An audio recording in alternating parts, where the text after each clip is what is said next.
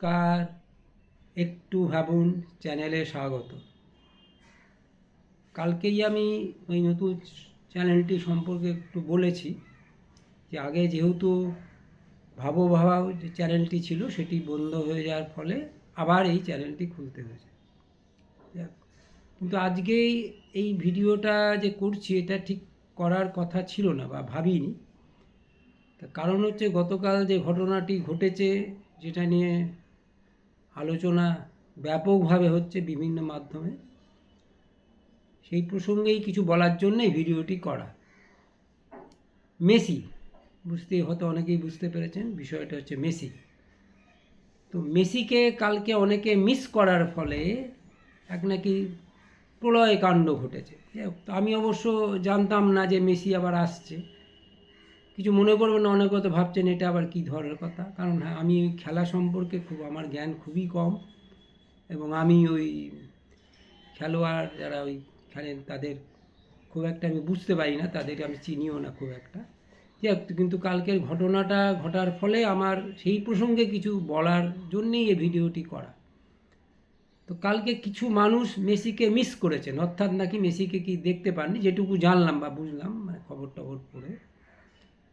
তো তাতে এক ভয়ঙ্কর কাণ্ড ঘটে গেছে। এখানে আমি কয়েকটি কথা বলার চেষ্টা করব, যদি কেউ উপলব্ধি করতে পারেন ভালো। বিশেষ করে যারা সমাজ মাধ্যমে বিভিন্ন সচেতনতার কাজ করেন মানুষকে, তাদের উদ্দেশ্যেই আমার মূলত বলা। সেটি হচ্ছে আজকের যে যুব সমাজ বা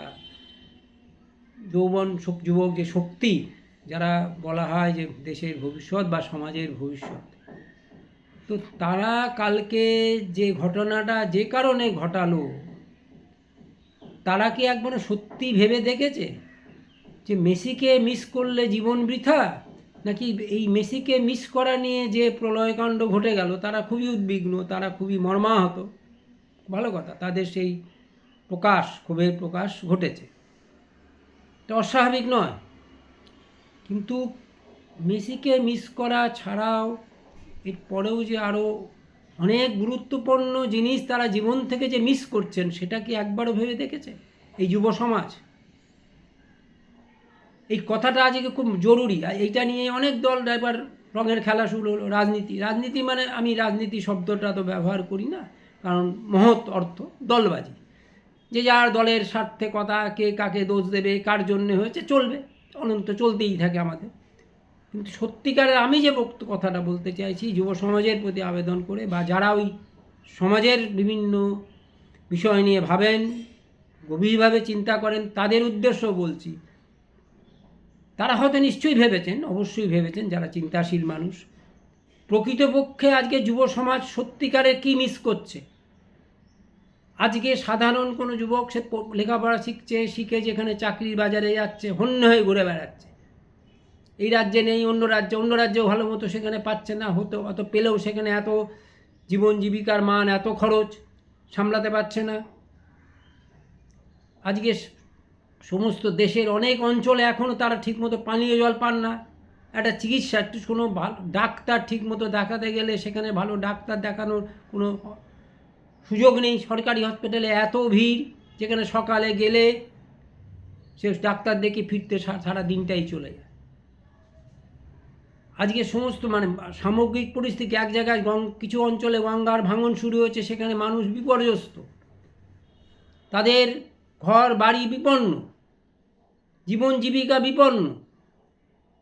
আজকে যুব সমাজকে আসলে যারা প্রকৃতপক্ষে ক্ষমতায় থাকতে চান, বা যারা ঘুরে ঘুরে যে রঙই, আজকে এই রং কালকে ওই রং, ঘুরিয়ে ফিরে ক্ষমতায় আসেন, তারা কিন্তু প্রকৃতপক্ষে কখনোই এই বিষয়গুলোকে ভাববেন না, বা তারা ভাবতে বলবেন না বা দেবেন না। কারণ তারা জানেন ওই সব বিষয়ে যদি কেউ সত্যিকারের যুব সমাজ চিন্তা করতে শুরু করে, তাহলে ওদের বিপদ আছে। কারণ ওরা দেশটাকে লুটেপুটে খাচ্ছে। অতএব যুব সমাজ যদি এইসব নিয়ে মেতে থাকে, খেলা মেলা, তারপরে এখন তো ব্যাপকভাবে জানেন যেটা বলা হয় বোতলের কালচার। আজকে তৃতীয় বিশ্বের দেশে দেখা যাচ্ছে সবথেকে অ্যালকোহলের পরিমাণ, যে বিক্রি বেড়ে গেছে, গ্রোথ যাকে বলা হয়। উন্নত দেশের থেকেও গ্রোথ বেশি।